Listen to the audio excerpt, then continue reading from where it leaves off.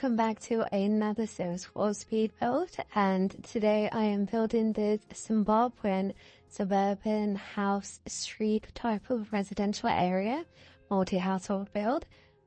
So I want to go off on a tangent regarding this build, but I know the upmost and foremost thing that I need to discuss is where I've been for the longest part. So I don't think, since I've generally started doing my channel after being gone for such a long time, I normally am like 2 weeks, 3 weeks at most, never 48, almost 40 days. But yeah, that's what happened. In my previous videos, especially Gotham City and my yacht video, even stuff building up towards it, I did discuss that I will be going for a month for a holiday, and that was what I originally planned. And I had this whole kind of system worked out. I was like, okay, so this is what I'm gonna do. I'm gonna upload my normal 3 videos for the week preceding my holiday. Is it predating? What is it? Is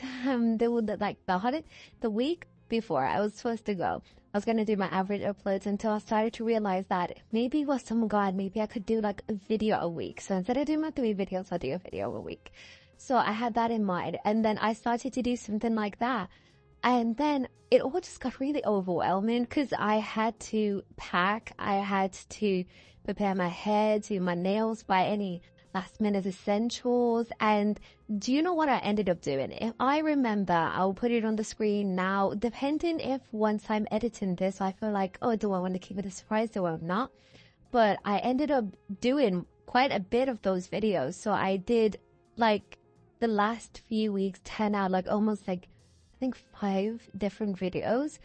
But then when it came to the voiceovers, I was like, I don't know if I can do back-to-back 5 different voiceovers for 5 different videos, because I would just get completely bored. I love to talk, but I do not love to talk to that extent. And I was thinking about it the entire time. I was thinking, how am I supposed to do this? Because initially it was actually, the video I was supposed to upload was actually going to be on a Saturday, and because it ended up narrowing down from 3 to 2 and from 2 to 1. So that last week I was like, okay, let me at least upload 1 more video before I go. Since it had been so long, since it's been like an entire week since the bunker one. But then as I was going through it, I was like, gosh, there's so much in my mind. And I don't think if I did a voiceover now that it would be anywhere near enough coherent for this video or anything to do with the office thing that is this video. And I know I go off on a tangent quite often, but it will be extremely off on a tangent. And I was just like, okay, I don't think I'm going to be able to do a voiceover for this video. So I might as well just leave it and then see how it go. Originally, I wanted to take my laptop until I realized my laptop's battery is completely messed up, and I just ended up taking my iPad instead with me. And then it really did end up becoming the holiday that it should have been, where I was just doing almost absolutely nothing in terms of my YouTube or my job search or anything to do with that. Like, I was just truly, I wouldn't say at peace, because it wasn't entirely peaceful, but I wasn't as concerned about the responsibilities I hold here, which is looking for a job, trying to get my license, and just maintaining my uploading schedule. So there was that, and that was like something that I had to keep in mind. So it ended up being on that, because I was supposed to do the voice recording on the Saturday, because that's Saturday evening at around 11:30. We were going to go in a taxi and prepare for the 24-hour journey to go to my home country. And it ended up, I was just like, yeah, I wasn't going to be able to do that. But I don't know if I'm going to put the pictures, because I normally take my pictures, my thumbnails as I build, so I can consistently feel inspired. I don't think I'm going to put the pictures here, but I'm going to say some of the things that I had already planned out. One of the main ones was obviously the office I've been talking about for a long time. I wanted to do an office. I was even asked before ages ago to do an office specifically a 30 by 20 office, and I tried to do it before, but then I hated it afterwards. But then someone asked me quite recently, hey, I know this is quite like a unique concept, but have you ever thought about doing an office? So then I was like to myself, you know what? Let's do an office again. Let's retry it. And I'm not going to say I'm completely and utterly ecstatic about this office. I think I will be doing another version sometime near in the future. But this is a version I do feel comfortable with it being out, and hopefully it will satisfy some of you guys' office needs. I don't know what it is with me when it comes to creating very corporate environments that I end up leaning towards a more media, artistic side. And you might be thinking, wait, I thought you did media. I thought that's what you would lean into. Yes, but it's like normally quite art deco fashion-esque, quite kind of like light. And that's what I did when I was doing this office. Like it's such a pretty office, but it gives off office siren vibes. It's very of its time. And it feels like an office you'll go to if you were the owner of a magazine company or something like a marketing company. Like it just has that kind of feeling and vibe to it. It's very black and white, and it's connected to a very like grungy kind of coffee shop on the side. So it is, so when you put like sit down, it is a cafe, but then Sims will come in and use the computers because that's what Sims like to do. And yeah, so that's what it kind of ended up becoming. So that is the office. Another thing that I decided to create when I was supposed to be like uploading once a week was I did create a furniture store. So it is like very similar to your B&Qs and your IKEAs. I did create a furniture store. I did finish that. I was even the beginning stages of editing that until I realized there was no way I was going to be able to do all of this. So I just ended up leaving it, and I was like, okay, maybe this is the point. I have to realize that this is going to be a thing I need to concentrate on until afterwards, and maybe this is something I might thank myself for, because that means I don't need to do so much building to catch up on. I maybe have all these stuff in the backlog that I can just upload. The other thing that I had to do was what I was supposed to. I don't know why. Just now as I was speaking, it felt like my voice was autocorrecting itself. What else did I have to do? Autocorrect, auto tuning. What else did I do? I ended up creating. To signify the romance park that we are now getting out, which I recently saw the trailer for, which I will be discussing in a second, the Lovestruck trailer. I decided to make a multifunctional lot for like different types of romance scenarios. So you can go to this lot with your Sims and you can just have a whole bunch of dates on one lot. Because the thing is, when you creating and doing a date event with your Sims, it can be quite irritating sometimes, because it's like, I need to only focus on this lot, and there's like not much I really want to do in this lot, or I just want to go to a different lot, but loading screens and everything. So I just decided to make a multifunctional lot for your Sims to go on a date on. So you've got like different activities to do on that lot that are very cutesy and stuff like that. So yeah, that's what I created. What else did I create? I created they were all quite big lots. Which is, now I'm thinking about it, is absolutely crazy that I was able to just kind of like do all of those things kind of back to back. Oh, I did create a suburban house, a suburban American house. It's not quite big, but it's like a bigger version than I would normally do a suburban house. I did that. I also were in the early stages of doing an apartment, like complex thingy. And it's not a complex, it's more like it was 2 or 3 lots and 2 or 3 apartments like squished together. It was quite urban and mundane, and that's what I did create. I never got to finish that, so I don't think that was part of the uploaded schedule. And then the last one, the biggest one I created, was the antonym of Gotham City. And you can also think of it as the antonym of the cyberpunk city that I created, which was basically, I created a utopia, which was crazy now I think about it. But yeah, I've got an entire build which is a utopia, and I got inspired to do it because I was thinking I wanted a light, bright future type of aesthetic, because I do quite grungy future builds when I am doing future builds. Also, I remember the Sims 4, Sims 3 Into the Future, and I was like one of the few that actually really liked that, mainly because I liked the machine where you could synthesize food, because as much as I love having my Sims cook, sometimes I just wanted the food there and then, and I just loved that machine. I could create anything I wanted, and I did like the aspect of you could go to the future, you can see your descendants, and you can see how it goes. If you remain with your sim, this is what your descendants are like. And I love the aspect of whatever you do in this present can influence the future. So you could have had a utopia, which is what I decided to create, or you could have a dystopia, which I have created, but it's not necessarily dystopia, it's more cyberpunk, but it's still kind of in the same realm. And it was like stuff like that. And I was like, okay, that's what I also decided to create. So what you're looking at right now, you're probably thinking, oh, so when did you have time to create this? I created this when I came back. So I came back to the UK on Sunday. And as soon as I came back, whilst I was even there in Zimbabwe, I was thinking the entire time, the architecture here, I want to redo it. Like, I've done a sub-Saharan African house because it was quite generic because I hadn't been back home in a long time. And when you type in Zimbabwean architecture, it doesn't really show up with what you normally see every day. It shows up with what you would see in like very rural villages or something like that, or what you would see with the ultra rich. It never gives you like the average to medium, the normal, the suburban, the kind of working class to middle class people houses that you see like as you are driving around. So I was like, okay, I want to do that.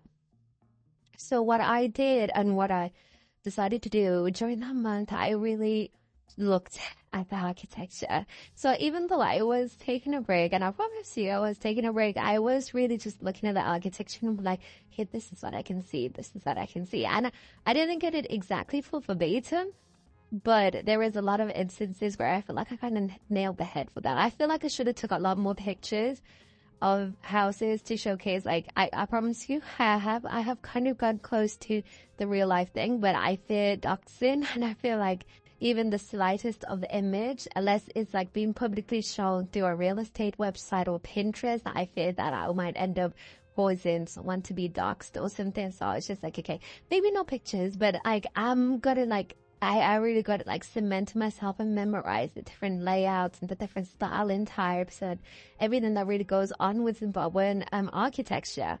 And as I was there, I got to see so many different types of houses, and they were so cool. I got to see a lot of very crazy, almost like superhero style houses. Like, they were like, I think because one of the things is in the UK, it is, I won't say it's more segregated than Zimbabwe, but I was saying with the UK, to really go into the rich areas, you have to be like part of the rich areas. But as long as you have a car in Zimbabwe, you could just end up driving past one of the rich areas. And because they're not quite burrowed in, unless they're like gated, and even when they're gated, they're not like massive, huge houses or anything like that. Very extravagant architectural designs. I feel like even in that, that's the differences between the UK and Zimbabwe. Like Zimbabwe, the architectural extents that people go to with the design and the layout of the houses is extravagant. Hence why I'm saying those like huge superhero style houses there compared to, I think the houses in the UK are absolutely beautiful. Don't even get me started in the manners. I absolutely love manners in the UK, but they're very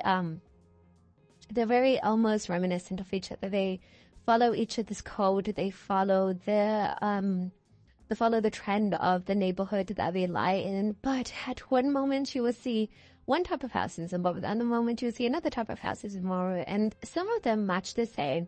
Like, for example, I'm not going to say the specific areas, but if I go to my grandparents' side on my dad's side, they were quite matchy.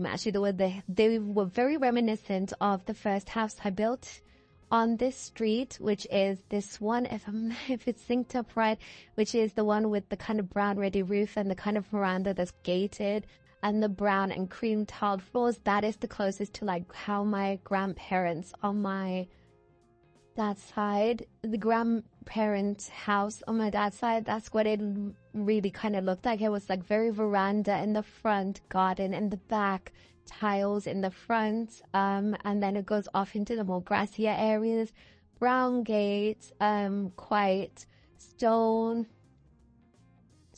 like okay, I'm trying to think. The English word is a gate, but they call it a drawer hole, and butchering it. I'm butchering the accent and I'm butchering the way things are said. Please, please be patient with me. But it's like, it's called a drawer, and it's like drawer hole. Is it drawer? Drawer. It's vibes. Me, when I hear people speaking Shana, it's just vibes. I'm hearing the vibes of the words. I'm not really hearing the intricacies of the words. Like, one of my favorite drinks was I was there. I was butchering the pronunciation the entire time because I'll just hear the vibe of the word. I wouldn't actually hear the individual intricacies of how to pronounce that word. But yeah, they'll call them drawers, which is also like the gates. So like they're quite tall and they covered like the entire place, so it gives a sense of privacy within each of the houses, which is another very different kind of architectural design compared to the UK, where it is banned. Most of the time, it is banned. If you want a sense of privacy within your own household, your own domain, you need to use trees. Trees is what's going to give you privacy in the UK. But if you want to have a gate, your gate best be see-through. If you want to have it tall, it has to be see-through. So you have to either have it as glass, if for whatever reason you choose to have glass in the United Kingdom, even though most of the times the things that have glass in the United Kingdom, such as bus stops, will get smashed by morning.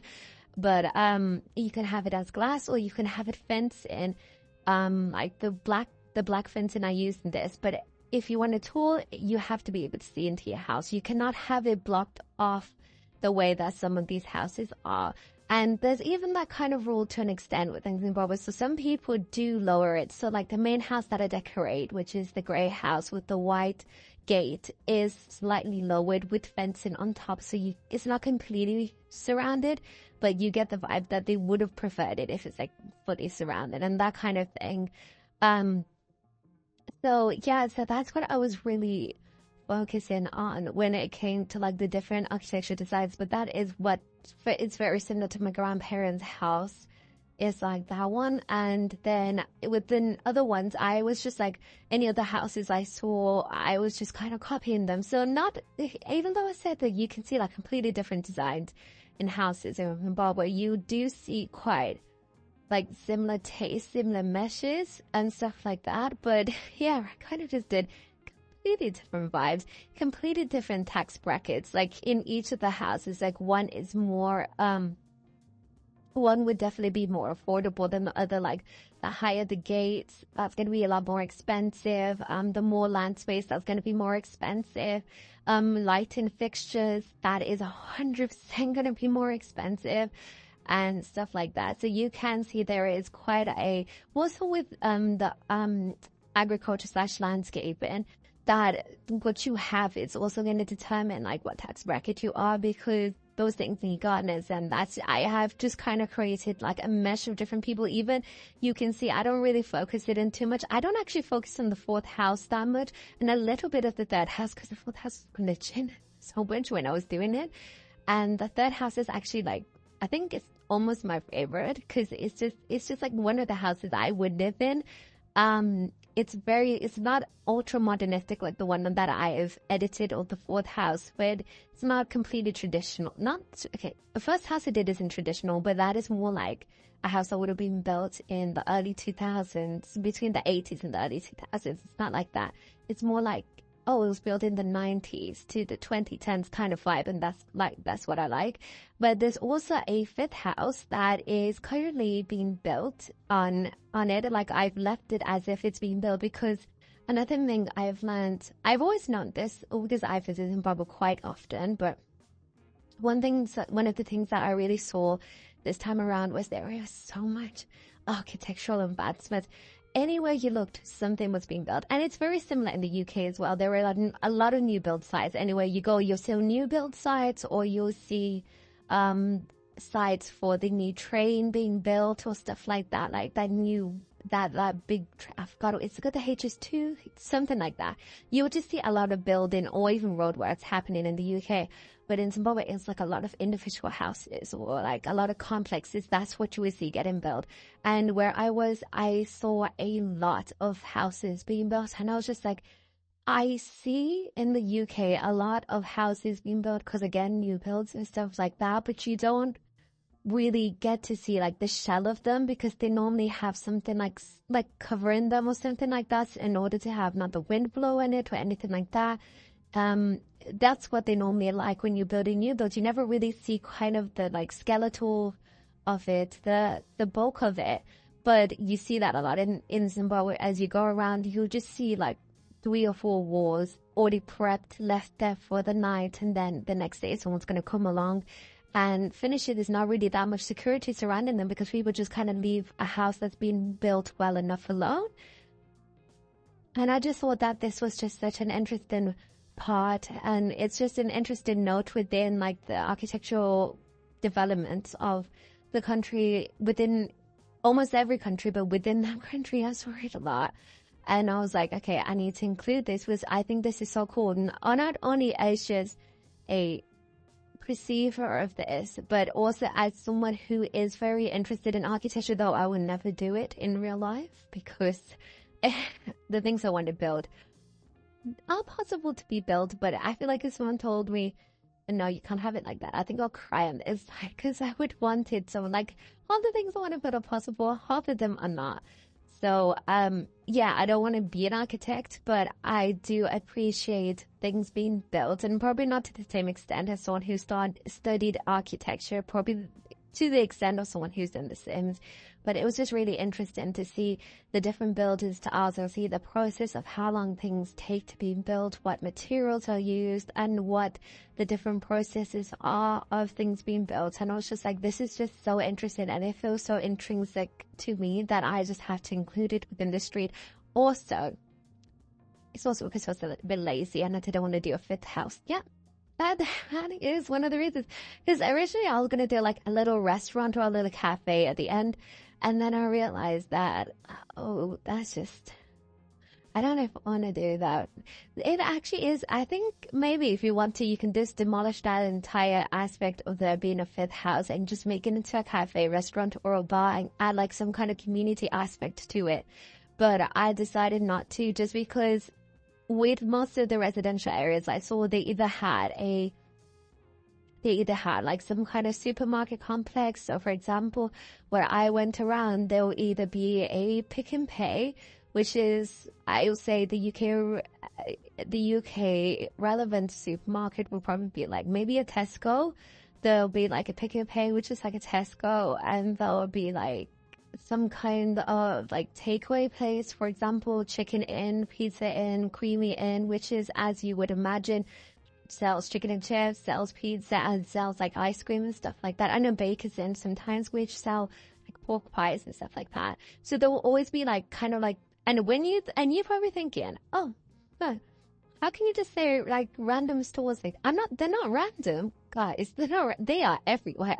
Those inn stores are everywhere. There used to be an equivalent of inn and slice places, but inns everywhere. So that's what normally has it. And I was thinking to myself, I don't want to buy a whole takeaway place here, because also, not only is it not going to be functional, normally I don't care about functionality, I just do it for aesthetics, but I was like, I really want to make this functional. So I was just like, which kind of is redundant, because I ended up making a 5th unbuilt house, which is non-functional, but we do as we will. And I was just like, I just don't want to build another big thing, because I have never built something this big and this long that quickly in my life. It took me so little time to do it, and such a long mental process to do it. It took me 3 hours and 40 minutes to do it all together. And bear in mind, I had just came back when I got inspired for the idea to do it. But yeah, but you normally see a Pick and Pay and stuff like that. And sometimes you see like bigger complexes, like a Bon Marche, which I would say is almost the equivalent to a Waitrose here or something like that. Like you just see these supermarket places, and you'll see a lot of these takeaway places, and sometimes bars and stuff like embedded within these gated places in these like streets. But there is a whole big like residential aspect within the types of architecture, places, and environments within Zimbabwe. And honestly, it was just interesting, and it was really fun. It was really fun to go back to my home country and just see everything. And it was really fun to see things in a completely different light to how I normally see it, to eat or to hang out with family. And I did do that, but also to just enjoy the architecture. That And as much as I appreciate that this new Lovestruck pack is going to have a new world, because you know me, I love my new worlds, and I appreciate the fact that we are having new gameplay after a long time of not having gameplay. I agree with some people that say on either TikTok or say it on Instagram or say it on YouTube itself that The Sims is really hyper-focused on that Western world and only gives us like crumbs of the other worlds, like when we got Mount Combarabby, or I forgot the name of the world, but the world we got with what was called for, and we only get crumbs of the outer worlds. And even when we had other worlds within other packs, like we got like in Egypt and Sims 3, you got a version of Egypt, we got a version of China and stuff like that. And then we've got other places in The Sims 2. They're never quite as distinctive as, you know, Oasis Springs, or as distinctive as in San Marino or stuff like that. So I do believe that we do need to have other environments and different types of territories and designs in the world. And I think if we did have some part of sub-Saharan Africa, not north, we can have Northern Africa as well, because even though we got Egypt, there's still so many other countries in Northern Africa. But especially sub-Saharan Africa, it will be really good. Or not even just sub-Saharan Africa, like even Eastern Africa, Western Africa, just different aspects of Africa or Latin America, South America, or stuff like that. It will be just really cool to see within The Sims. And if we can't have it, we might as well just create it. But yeah, I had so much fun building this. And yeah, I am back. I might not be exactly to my schedule, but I'm slowly trickling back to a normal schedule. So yeah, thank you so much for watching this video. Don't forget to like and subscribe. I appreciate you saying this, not to listen to all of them around it. Also, don't forget to leave a comment down below. I read all of your comments, the one and the area. I'll see you guys in the next video. Goodbye.